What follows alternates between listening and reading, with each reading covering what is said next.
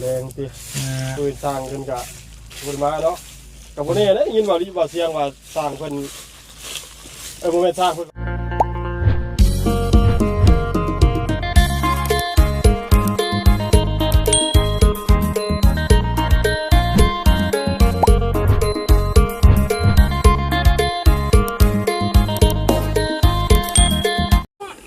ยังไงยังบ่เศร้าอยู่ ยัง ฮะ ยัง ติดป้ายติดหัวอยู่พี่น้องเลยสบายดีเด้อ โดยก็ดี สบายดีไข่แน่อยู่บ่ไข่แน่บ่ไข่ กินไอเลยนะ ไปกวดมาเนี่ยไปกวด ผมไปกวดไปซื้อยาคล้ายๆแล้วมื้อนั้นอย่างเมื่อวานนี้ไปอีกเลยไปรับจ้างอีกเฮ็ดปูนอยู่บ้านกระดับวัดมือตากแดดมาต้นแรงวันนี้อุ้ยนอนไปรับฮอนบ่ได้เลย ยังบ่เป็นบ่เศร้าขายจะเอาไปเนาะ นั่นแหละ กินข้าวกินยังได้อยู่ติ บ่ได้บันไดแล้วแซ่บบันไดกินเขายังมีอาหารกิน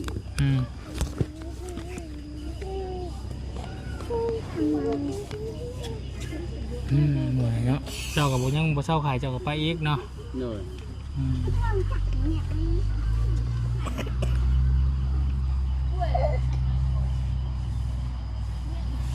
เนาะเดี๋ยวจังว่ากันเนาะจะได้ก็เศร้าไว้เด้อเดี๋ยวน้องปรับก่อนพี่น้องเนาะ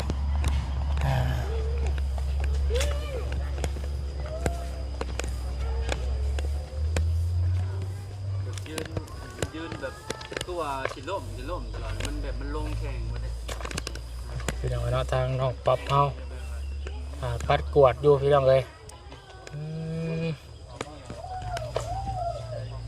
มาเยี่ยมมายามน้องป๊อปอีกก่อนพี่น้องเลยเนาะเป็นยังไงในเสามาแล้วเนาะเสาเพื่อนตีนเสาเนาะหรือว่าเคียงเสาของน้องป๊อปก่อนเนาะโอเคเนาะเพิ่นบากยับเข้ามาอีกพี่น้องเนาะถือว่าโอเคอยู่นอกก่อนเนี่ยสำนีเพื่อนน้องใจดีเพิ่นเนาะยับเข้ามาประมาณ2-3 เซนเนาะ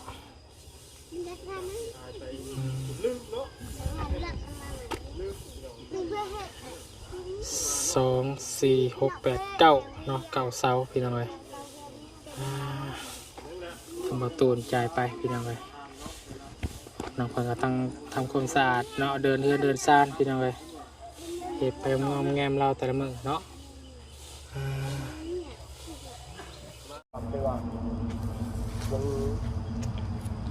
เป็นยังไง บุคักเนาะ แม่ ข่อยดำอยู่ดำคือว่าเกือบต้องขนาดครึ่งหนึ่งหรอกวานใกล้ครึ่งอยู่แต่ว่ากับวานกับมันก็จะดำคือเก่าเพราะว่าเข่าบออกหน้าให้ใหญ่นะมันน้ำท่วมมันบออกมันเน่า เจ้าต้องวานเต็มปีคือไปว่าแล้วสงการปุ๊บวานเลยเป็นแบบนั้นได้แต่ว่าต้องวานเป็นของนั้นเลยเนาะเพราะฉะนั้นเจ้าเลยเกี่ยวหนาฝนเยอะน้องคนเนาะทำความสะอาดแต่ก็ยินดีนะเพื่อนบ่บุญบะว่ายมีข่าวดีบ่เฮ้ยมีข่าวดีแล้วผมจะว่าปัดกวดเตรียมไว้หาพวกเพื่อนเลยโอ้ขับแล้วใช่เนาะครับเลยเรามันจะไม่แห้งเนาะโอ้ยหยอกกันนี่นังไงพวกนี้จุดได้จะว่าบ่บุญพวกนี้แต่ตั้งเรือตั้งชานนะจะว่าจุดเดี๋ยวมีวะเดี๋ยวทุกที่วะนี่แหละพี่เนาะแต่พี่ก็จะปล่อยเป็นหลังบ้านนะเนาะนี่นั่นเสียหันหนาวพี่แล้วหันหนาวนอกไปแล้วหันหนาวออกพี่บ่ทางหนาวจะมีทางเขากันได้นี่บ่หันหนาวไปที่ไรดิหนาวนอกแล้วว่าเงินลอยกับหันหนาวอยู่ว่าเด็กหันหนาวหนาทางเลยจับทายสบายดีหน่อมก่อนพี่น้องเลย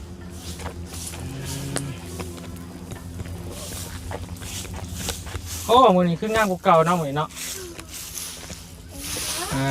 งานกูเก่าเด้มีซีมีซันได้เหมือนนี้พี่น้องเลย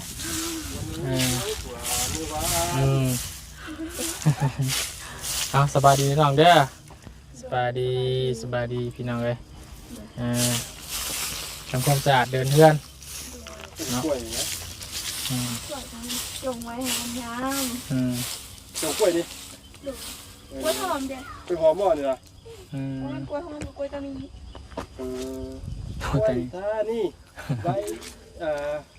บีเขียวหิวบีไปหิวบีมา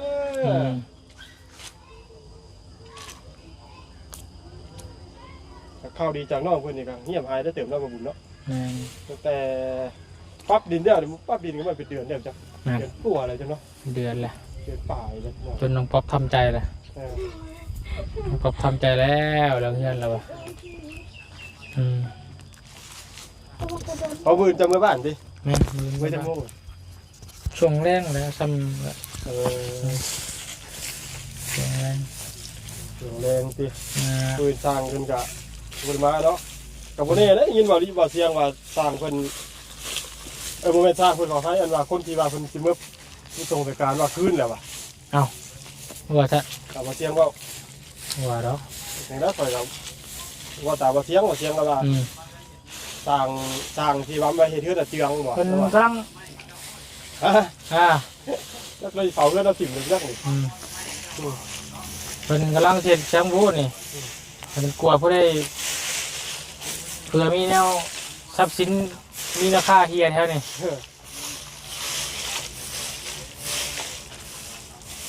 ปัดกวาดมาแล้วยันมาคุดขุมเนี่ยมันมีแต่ใบตองเด้เกี่ยวกับเวลาเป็นแห่งคนวัดเนาะทำได้ว่าเฮ็ดเพื่อนน้องป๊อปนี่วันนี้คอยว่าเฮ็ดสร้างคนไหนเลยว่าเขาอันนั้นเลยว่าบอกเพิ่นเลยว่าเฮ็ดให้ทั้งลุมเอา2 เมตรไปว่าตรฐานไปเลยเนาะมองไงทั้งเครื่องเนี่ยมันเดือดค่อยปล่อยนะต้องเอาแบบนั้น คอยต่อเอาไว้เนาะ ลุมสูงเสา4 เมตรปลายนะมันจะได้มันกับเรือไม่ได้หรอกมันบอก ทั้งรุม2 เมตรละ เอาทั้งลุม2 เมตรมาตรฐานไปเลย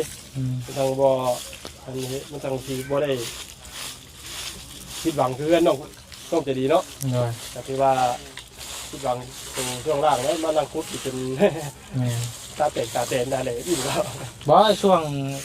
เพื่อนนอกจะดีนะช่วงคุดคุ้มนะโมเมนต์สร้างคุดเองได้ แม่น เราเมื่อนั้นเราคำแล้วเราเฝ้ามือเราเฮือน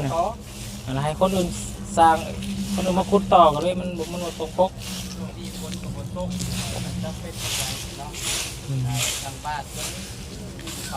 เขาตายไว้แล้วอยู่บ้านอาจารย์เอ้ย ตาย โอ้เอฟเฟกต์มันนี่น้องป๊อปปี้เล่นเอฟเฟกต์มันนี่ น้องป๊อป เล่นเอฟเฟกต์มันนี่พี่น้องเอ้ยสบายดีตั้งใจ ลงหนวดบ่าบุญเนาะ ลุงหนวดปิ้ว โอ้มาพี่ได้มันควันเองไว้มัน ป๊อปเล่นเอฟเฟกต์แล้วมันนี่นะเพราะว่าคลิปนี้สุดทรมานเลยพี่น้องเลยน้องป๊อปเฮ็ดเสร็จ หายใจติดจะตัน เพื่อจะจบคลิปมันแพง เสามาหอดแล้วเนาะ แมนทั้งประตูนเพิ่นพี่น้องเลย รอบนี้ประตูเราเอาประมาณเท่านี้เนาะ แมนแล้วบอกคนขยายออกอีกเด้เอาหน่อยนะตู้อันนี้ตู้ปากมันนะแต่ว่าเสามันเพิ่นเอาต่ำลงเนาะ แม่ แม่ 50บ่50เส้นบ่ หอดบ้านมัน30 เส้นเพราะว่ามันเอาบ้าลูกมีได้มันเอาบ้าเทิงได้ เพื่อนน้องเลี้ยงนี่ก็สิเอาประกบคือแบบนี้คือกันแล้วแต่ที่ให้เป็นเอาขยายเอาแบบใหญ่ในประวัติเสาเงินลังนี่เนาะเสาอัน หน้าเสายักษ์ หน้าเสาบนหน้าเสากับหน้า18อะไรประมาณนี้ เขาเบิ่งเขาตัวพุ่นก่อน แม่นครับมันบ่ได้ซ้ำกันได้ลุงแม่นแต่ละต้นนะบางทีแบบหน้า18บางทีก็หน้าเสาน่ะเอาไปเบิ่งแล้ว เอาไปเบิ่งแต่เฮาสิเลือกให้มันใกล้เคียงกันที่สุดเดี๋ยวมันมีอยู่15หรือ10ก็แล้วประมาณ15 16ต้นอยู่ได้ เพื่อนน้องเลี้ยงนี่ที่จังว่าเขานี่บ่ได้ชื่อเนาะ แม่นเสาบ่ได้ซื้อเสาแบบว่าเอาเสาพ่อเราแบ่งกันกับพ่อน้องไก่เด้พดของพ่อแหละ ของพ่อของบอดี้แหละเนาะของพ่อตู้แหละแต่ว่าเป็นแบ่งให้ลูกชายเป็น2คนนั่นแต่ว่าเป็นเป็นคนเฮ็ดเด้โอ้เว้าเรื่องแค่น้องป๊อปดีกว่าเนาะไปถึงมาหาน้องป๊อปไปเว้าทางนั้นสิเนาะเนาะน้องป๊อปเขาบ่เว้านำนี่เนาะปวดอย่างเดียวนี่เนาะ โอ้โหแล้ว ไปหานั่งลมกันแล้วเรื่องเฮือนเรื่องหยังนี่แหละป๊อปเอ้ย เนาะ เนาะแม่นถามกันนี่แหละว่าอันไปฮอดไสแล้ว มีไม้ก็จับ มีว่าทางเฮายังบ่มีลูกเลย ก็ แม่น ใส่เลย แต่ทางเบาเสียงว่ามาแจ้งแล้วว่าซั่นเนาะมา แจ้ง มา ก็ แจ้ง 4,000 บาท 4,000 บาท2,000 บาทจะได้2ล้านเนาะ ตอนนั้นไป เด็ก 2 ล้าน2ล้านไปปลายเลยนะ 2 ล้าน ปลายประมาณนั้นแหละ2ล้าน6นี่แหละประมาณนั้นแหละแต่ก็ยังอีกยาวไกลเพราะว่ายังบ่ได้ แก่แล้ว เริ่มนับ1นับ2เนาะ นับหากันนับ2ซะเนาะได้มา2อย่างเด้ มา2อย่าง เ แต่ว่า2อย่างยังไม่ร้อยเด้เสาอีกเสานึงยังบ่ได้มาอยู่ อ้าแม่นบ่ลุง เอาตัวเปลี่ยนอีกเดี๋ยวเนาะ แม่ อ้าวแม่นบ่ น้องซ้อนยังแม่งอยู่ดิ ยาบัดมาป้อมไม้อันเบาลี่ แม่ ไม้ มัน เบา สิ ลี่ แปด บ่เสียบสั่งไม้สีแปะมาเด้มาพร้อมกันเลยจะบ่เปลี่ยนให้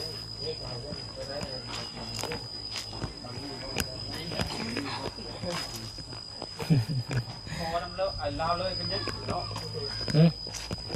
ว่าบ่ต้องแก่เมื่อป้าไว้ล้นเอามาเปลี่ยนกันละป้าให้คอยรถ เกมจะเป็นยัง แถมรถสิเนาะใครเนี่ยแต่มันอยู่มงโฮมมันนี่ได้ขั้นว่ามันตากแดดตลอดกับบ่อยากไว้คือกันได้ นี่ก็ก็ขมุ้ยไม่โอ้ มันเริ่มนี้เริ่มมานี่แล้วในบ้านเช้าคนนี้เด้เห็นว่ามันเริ่มบีเหิม แม่ จะยังได้เนาะ ทับนี่โอ้มันเด็กเปลี่ยนนั่น มันเด็กเด้งเลยติ แม่เห็นว่าอันตะกี้ทางบ้านเขาเคยไปถากเสาตะกี้เพิ่นเอาโค้ไว้ทับไว้เองนี่อย่ามัน เป็ เด้ น ง ไม้เด้เนาะถ้าถือไม้ตัวที่ว่ามันนักขับไว้มันก็จากที่ว่าไม้พดมันก็สินั่นสิซื้อไปอีกนะต้องอันมีเฮงพดนะโอ้เราอันนี้เนาะว่าสูตรเราเพิ่มบ่าออกมาเนาะเจ้า อันนี้ได้ เจ้ามีบล็อกมันบ่ มีบล็อก หรือว่าก็เจ้าเฮ็ดเป็นอันนั้นมาแล้วก็เจ้า10 บาทอ๋อ อันนี้พันหนึ่งนี่เนาะ บ่บริปาร์ต ว่านี่นะมันสูงทันนะเจ็บได้เนาะต้องพัน อันนี้คือกันนี่ลุงนี่เห็นบ่มันนี่ มันเจ็บได้เนาะ มันต่ำสูงเด้นี่เลย ก็เป็นพันถิ่นเนี่ย เวลาเอาเสาใส่มันสิอยากกระเดิงเลยเนาะ มันข้างเทิงไปแล้ว บ่อยากสมบูรณ์ปานใดเนาะ เนี่ยในกระโบคอยเบิ่งว่าป่าบ้านบ่อยากเที่ยงเนาะมันเอียงมันอย่างตา มันอยู่น้ำบล็อกพระเจ้าแล้วบล็อกพระเจ้า ยากสร้างอีกแล้วเวลาเห็ดเนี่ย แม่น เห็นบ่เพื่อนจะดีนะ โอ้ยสร้างแล้วจนได้เขียนแต่เบอร์นั่นเบอร์นี่เบอร์1เบอร์2เบอร์3เบอร์4เบอร์9เอาเขียนเชิญ เสร็จ จูพ่อแม่ยังเกาะตะกู ตะกู้ ตะกูป๊อกมันนั่งที่ก็ได้ป๊อกถึงสัมภาษณ์3คนคมจิบไม่เนาะน้องย่านน้องเพิ่นเมื่อยเด้เนาะแบบว่าก็รอคิว ถามกันเลยเนาะ เปลี่ยนกันถามเนาะ มีแค่แน่พร้อมกันเลยบาทพี่น้องเลยเอามาสามกันพ่นพร้อมกันหนึ่งย่อเขาย่อหน้าแล้วบาท พอดีปวดหัวนึกดี รับแรกถามมียังกินได้บ่แรง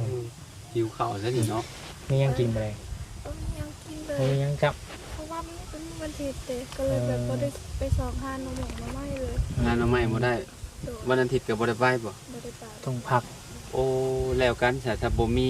มาบ่ กิน ถึง อย่างนี้ก็ มาบ่ถึงมือแล้ว แบบต้องกินแจ่วหมกพริกนี่เนาะ แม่น เป็น มี บ่ แต่เฮาหาเพื่อตั้งแต่เมื่อวานนี่ หาไว้แต่เมื่อวานนี่พุ่นเนาะแบบว่า แต่ส่วนหลายเป็นคนมีเงิน เพราะว่ามือวันอาทิตย์เขาสิกินซื้อหยัง ซื้อ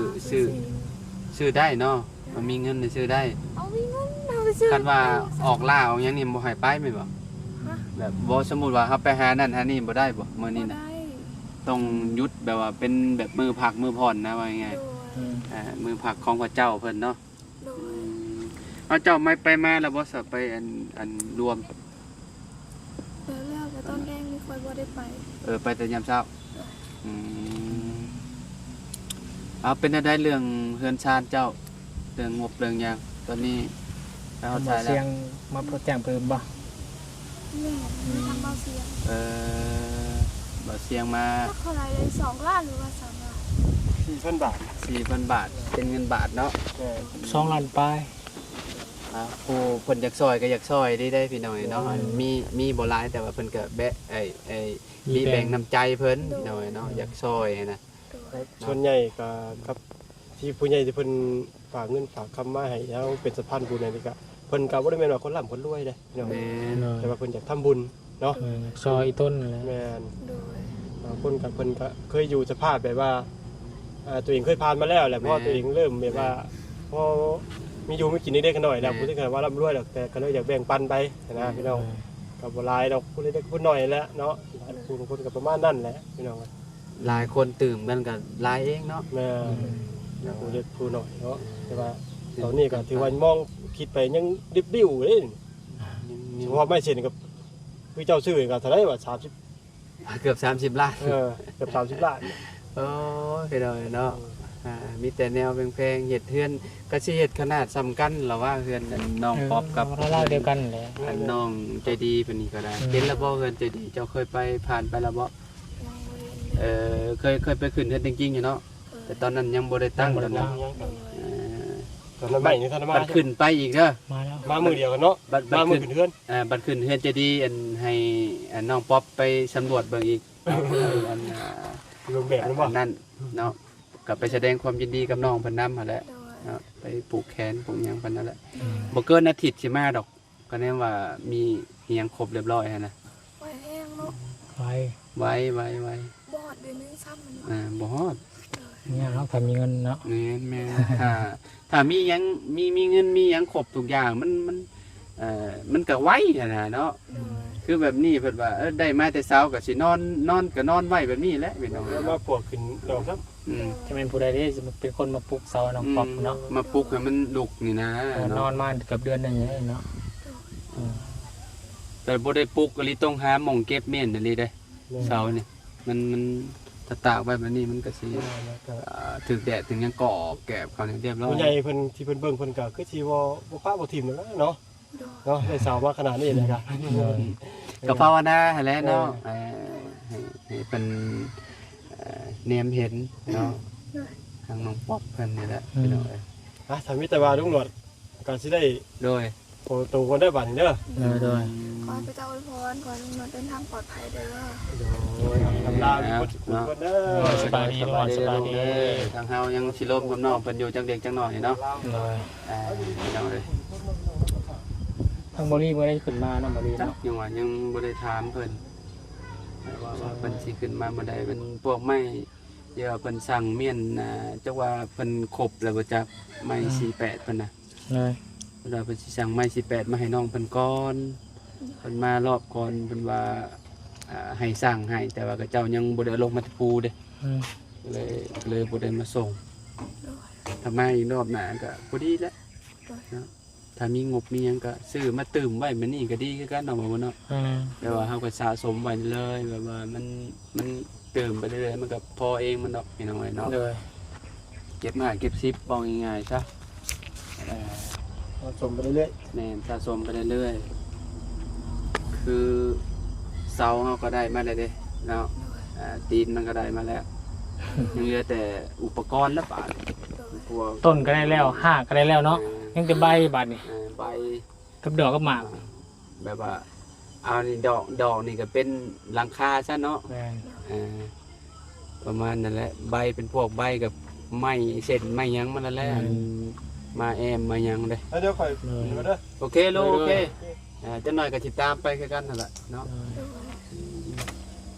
ต้นไม้ต้นนี้คักเนาะต้นดูต้นนี้ก็ชื่อ บ่ ว่า มี ซื้อ แท้ก็เอาต้นดูด้วยนะที่ ชื่อว่าซื้ออยู่ได้เนาะ บ่มีแท้เอาต้นดูด้วยนะไปเถื่อน ฮะต้นนี้บ่ ไม่ดูนี่ เจ้า เองก็ทำได้ใหม่ ของกระเจ้าบ่ของไม่ตู้ติ โดย นี่แหละของไผปลูกไว้จะได้ลังน่ะ ของแม่ค่อย ของแม่เจ้า แต่ว่ามีแต่ลำกดๆ ไม่ดูก็ได้ไม่ดูลาย ก็สิได้ก็บ่แม่นง่ายเด้พี่น้องเนาะโอ้ใช้เวลาประมาณ20ปีพุ่นแล้วจึงสิได้ตัดมัน โดย แสดงว่าสิได้เอาเฮ็ด สาว เฮือน ปีกูแล้ว แม่น แต่ก็ยังน้อย อันนี้ฮอดแล้วบ่20ปี ก็สิฮอดแล้ว ก็สิฮอดแล้วติแต่ยังต้นนี่น้อยเนาะ โดยตั้งแต่เขาจำความได้แล้วค่อยก็แบบเห็นต้นอันนี้เลย แต่ มั ว่ามันยังน้อย ก็ยังน้อยแท้มันก็ ส ว่าม สมราคามาแล้วใหม่เนาะ ไม่ปลูกมาเป็น100ปีบ่ได้มันจึงสิได้ตัดพี่น้องเนาะ แต่คือกับไม่ดูเลยเป็นไม่ดูธรรมศาสตร์มันแต่ไม่ แม่นเท่าได้เนาะ โดย ให้ปลูกเอาเนาะ โดย คืออยู่พี่น้องเนาะคันว่ามีไม้มีหยังถ้าบ่มีก็เนาะอะไรก็มานี่พี่น้องไม้ก็ได้ถ้าซ้ำต้นมะมี่น่ะก็ผ่าได้อยู่หลายๆโตอยู่เนาะสมมุติว่าเฮามีไม้มีหยังก็จ้างเป็นผ่าเป็นหยังให้นะ โดย สิได้ไปอยู่ดอก โดย แล้วก็เนาะก็สู้ต่อไปเด้อน้องป๊อปเด้อ สูตรต่อไปพอถอย ก็ทีมงาน ที่ว่าน้องเพิ่นทำใจไว้ได้ว่า น้องเพิ่นทำใจไว้แล้วอาจารย์พี่น้องเลย ทำใจแบบใด ทำใจว่าคือสิบ่ได้แล้วว่ะ โด อื ย มโอ้คนเฮาต้องมีความหวังนั่นแหละเนาะบ่มีมื้อนี้ก็มื้อหน้า โดย เนาะบางทีบุญเฮายังบ่มาเด้ยังบ่ฮอดเด้ โดย ที่บุญเฮาได้แต่ซ้ำนี้ได้บ่บุญ แม่นเลย ก็นี่แหละเทื่อห ไว้เนาะอนาคตยังยาวไกลอยู่เองป๊อบยังน้อยยังหนุ่มยังน้อยอยู่พี่น้องเอ้ย ยิ่งสิ ชอบหามาได้ก็ช่วย ได้อยู่หาเงิน เอาได้ได้เผื่อในอนาคตได้ผัวรวยก็มีเนาะ โอ้ผัวเสียเนาะ อ่า เท่าแก่จีนก็ดีโย ว่า ที่เราจะซ้ายที่แม่เพ้น อาจจะเห็นงานน้ำใจน้ำเบียดเนาะแรงๆแล้ว ก็แกเวียดแล้วเนาะ แก่เวียดและเจ้าเนาะขอบคุณ ว่าเวียดได้บ่ ว่าเป็น อืม เมื่อวานเดี๋ยวคอยไปหาซื้อน็อตอันมาต่อเคลื่อนอันเจดีย์นะ อืม มันไปซื้อในห้างที่เจ้าอยู่แหละ โดย เช้านั้นแล้วก็แบบบ่ค่อยจักปานใดเราก็ได้ โดย อืม ถามบ่น็อตเบอร์3มีบ่มีเหรอวะ อืม จะคนเดียวกันบ่กับน้องป๊อบสอนงานก็ว่ามื้อยิงเด้ โดยคนเดียวกัน อืม อันนั้นค่อยก็ยังฮู้แบบฮู้ว่าลา เพิ่นยังฮู้บ่หลายเด้เนาะ โดย ก็ได้บ่มีก็บ่เอาว่ะ โดยเพราะว่าเวลามีคนมาซื้อแล้ว อืม เขาก็ไปหาเห็น เออ หาเบื้องมีน็อตแบบใดเลย อืม ให้เพิ่นไปหาเบื้องว่า อืม เพิ่นบอกว่าบ่มีก็แสดงว่า อืม มันเบิดแล้วเพราะว่ามันมีแต่3,000เด้ เออ เพราะว่าตะกี้หันน็อตเป้าหลาย อ่า จนคอยนี่บ่เจอจนเต็มเลย อืม ชั้นมีตั้ง3ชั้นเลยนะ มีโอกาสสิไปเฮ็ดอีกอยู่บ่งานหมองเก่าแล้วว่าจังได๋เพิ่นสิห้องโตไปเฮ็ดอีกอยู่บ่ ห้องเลยมีกระโถห้องคุ้มอะ อื อื ม ม มื้อใดสิไปเฮ็ดอีก ยังบ่มีคือกันเสียงานแม่เดียว โอเคแต่เนาะเฮ็ดเวียกเฮ็ดอันงานทางนี้ให้มันแล้วก่อนเนาะซอยแม่ไปก่อน โดยถึงเวลาพอเวลาเฮาบ่มีเวียกเฮ็ดอะไรเวลาเขาพักเวียกมาจังซี่เฮาก็พอได้เมื่อเฮือนเฮ็ดเวียกอยู่เฮือนเฮาเองเห็นบ่ โดย อืม จังสิสบายแบบบ่ก็บ่ต้องไปดิ้นรนทางอื่นอีกก็ได้ น้องแม่ไปใช่คือบ่เห็นยังบ่มาแต่ชวนบ่ ไปรวม ไปรวมเนาะ โดย โดยสิพี่น้องเนาะ โดย เอาดีใจน้ำน้องเพิ่นพี่น้องเนาะมื้อนี้ก็มีข่าวดีนำเอาเสียงมาแล้วเนาะเพิ่นว่าได้ 4,000 บาทเพิ่นว่าเพิ่นเข้ามาก็ได้เจอบ่เสียงมันโยกินนี่เพิ่นว่าโอ้เพิ่นว่ามีอยู่ 4,000 เด้อน้ำข่อยเพิ่นว่าเนาะแต่ทางเฮานี่ยังบ่มีได้พี่น้องเนาะยังแบบว่ายังสมอยอยู่เนาะ โดย เรื่องการช่วยน้องเพิ่นนี่แหละเนาะ เบิ่งเนาะทีมงานมันก็ยังหลายคนอยู่ ได้เซอร์ไพรส์น้องเพิ่นแต่ตะกี้แต่ก่อนพูดนะพี่น้องเนาะ โดย แล้วก็ยาวเลยบาดนี้เป็นเดือนเลยเดือน2เดือนเลยแหละพี่น้องเนาะ โดย คือว่ามีโทรศัพท์บอกเจ้า โดย ถึกเซอร์ไพรส์โทรศัพท์2เครื่องบอก โดย มาปันเครื่องนึง เครื่องนึงเขาให้ลงสี ฮะให้น้องซี เอาให้น้องอันผู้ติดเจ้าหั่นอืมนี่แล้วก็มีแต่รักษาไว้แหล้วเนาะ โดย แบบเพิ่นจะได้โทรศัพท์เครื่องใหม่ได้ตั้งว่า2โศก2ชั้นนะว่าง่ายๆเนาะ โดย จะได้ให้น้องสาวใส่เนาะเอ้ยก็ใส่เครื่องหนึง โดย แบ่งๆกันเนาะ โดยเพราะว่าอีกเครื่องนึงทางผู้ใหญ่ เพิ่นบอกว่าน้องป๊อบได้แล้วนะปานนี้น้องสี อืม น้องสี โอเคโอเค โดย เนื้อน้องซีมันก็ใหญ่เลยเนาะ โดย อืม มีโทรศัพท์มันก็ดีอีกแบบนึงเนาะเวลาเฮาบ่พอกันก็โทรหากันนะพี่น้องเนาะ เนี่ย เวลาไปให้ไปนี่เวลามันจำเป็นอะไรอย่างนั้นสมมติเราไปให้ไปสวนแล้วอยู่ซ้ายตามหาโตบ่พ่อโทรหากันเนาะ โดย คือวันนี้แหละทีมงานเข้ามาบางทีบ่พ่อน้องเพิ่นน่ะก็จักน้องเพิ่นไปไสมันแบบติดต่อกันบ่ได้เด้สมมุติว่าบ่มีโทรศัพท์เนาะมีโทรศัพท์ยังว่าใครนี่น้องป้อมเจ้าอยู่ไส โดย อยู่เฮือนบ่หรือว่าอยู่ไสก็เดี๋ยวสิได้มานะพี่น้องเนาะประมาณนี้แหละการสื่อสารเนาะ มีโทรศัพท์ก็เป็นการดีนะพี่น้องเนาะคันว่าบ่มีเงินเติมอันเน็ตก็เรียบร้อยนะคือเก่าแล้ว คือมื้อนี้เนาะเพราะมันโทรศัพท์มีโทรศัพท์ซื่อๆบ่มีเน็ตก็ม่วนๆนี่เด้ฮะพี่น้องเนาะมันก็เป็นส่วนหนึ่งในชีวิตแล้วของมื้อนี้โทรศัพท์นี่ได้ขาดบ่ได้อีหลีได้พี่น้องเนาะ โดย มีบ่มื้อหนึงบ่ลิ้นโทรศัพท์เบิดมื้อ โทรศัพท์เสีย ตอนโทรศัพท์ของเรา บอส เสีย ตอนโทรศัพท์บอสว่าตอนโทรศัพท์มีนี่เอา อดบ่ได้ก็เอาไปสวนนี่คือไปมืดมือบางมื้อได้ถือโทรศัพท์ก็คือว่าบ่ได้ยินเลยก็ว่า ว่าไงมีเวียกเนาะ โดยแต่ถ้าเฮาอยู่เฮือนอยู่แบบบ่ได้ยินโอ้ยจักรู้สึกแบบ อยู่บ่ได้เนาะมันต้องยามเฮาเฮ็ดเวียกเฮาก็บ่ได้จับบ่ได้ขอได้จับอยู่แล้วยามเฮ็ดเวียกน่ะคะแนนว่าเฮาอยู่เฮือนละล่าเลยนอนอยู่ซื่อๆนี่โอเซ็งแหละพี่น้อยเนาะต้องมีโทรศัพท์เบิ่งเนาะเบิ่งนั่นเบิ่งนี่เบิ่งก็เจ้าโพสต์นั่นโพสต์นี่แหละพี่น้อยเนาะข่าวสารบ้านเมืองแหละประมาณนี้แหละเนาะแต่สิมีไว้ก็ดีพี่น้อยเนาะ ไปได้ฉันเนาะพอโตแล้วพี่น้อย โด เนาะ ยโดย จังได้ก็สู่ต่อไปเด้อป๊อบเด้อ สู้ต่อไป เดี๋ยวทีมงานก็พากันนี่แหละแวะเวียนมาถ่ายน้องเพิ่นพี่น้องเยี่ยมยามทำข่าวเนาะ เลย บางทีก็มื้อหนึ่งสองมื้อก็จังพ่อกันอีกเทื่อหนึงนั่นน่ะพี่น้องเนาะคือเฮานี่ประมาณ3มื้อเนาะจังได้พ่อกับน้องป๊อบมื้อก่อนๆตำหมักหยังหมักนัดหมักหยังให้กินก็แซ่บอยู่พี่น้องเนาะบ่เคยกินได้ครั้งแรกในชีวิตคือกัน กินตำหมักนัดก่อนกันเนาะแม่ลายบอลก็ฮู้จักแบบเรื่องการกินที่เจ้าอะไรพี่น้องเอ้ย เลย ต้องกินแบบใด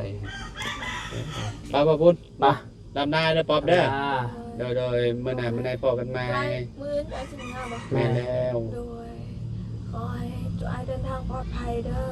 ขอให้ร่ำรวยตามอย่างเฮ็ดหยังก็ขอให้เป็นเงินเป็นทองเด้อ ขอให้สมความปรารถนา ขอให้การงานเจริญรุ่งเรืองเด้อ ขอให้พระเจ้าอวยพร จ้าทางน้องป๊อบก็ขอให้สมหวังเด้อ สมบังเด้อเจ้าก็ได้อ เรื่องเรื่องชาติเด้อน้องเด้อ ไปจะโอเคพี่น้องกันนะขออนุญาตไปหาพักผ่อนก่อนบางค่ำเลยเนาะอยู่ดีไม่แห้งเพื่อทุกคนเด้อไปอยู่ดีไม่แห้งพี่น้องอยู่ดีไม่แห้งเพื่อทุกคนไปแล้วสบายดี